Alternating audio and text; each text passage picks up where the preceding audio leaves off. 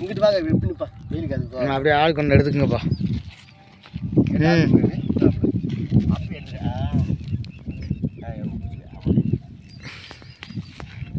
அப்படி நில்லுங்க, அப்போதான் நல்லா அகலமாக இருக்கு.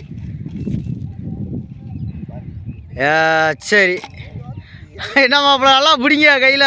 ஏய், 2 வரிசை ஒட்டி நில்லுங்க, 4 பேர் அப்படி பக்கமாக நின்றா. இன்னும் நில்லு பாகுலியா விட்டுறா அப்படி நின்றுக்க.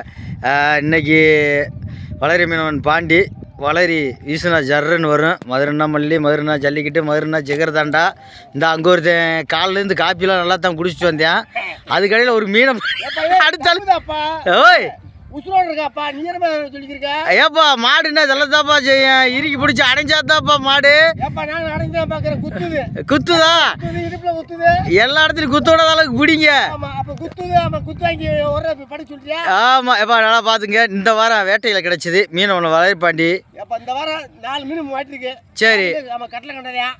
ஆமாம், இன்னைக்கு அவன் மாப்பிள்ளைங்க கொண்டு போகிறாப்புல. சரிப்பா. ஏதாவது ஒரு பாடுங்க, இல்லை ஏதாவது ஒரு பஞ்சு பேசுங்க. பேசுங்க. இந்த அவரு அசிஸ்டன்ட் 2 பேர் இருக்காங்க. என் தம்பி ஒருத்தேன், பாகுபலி ஒருத்தேன்.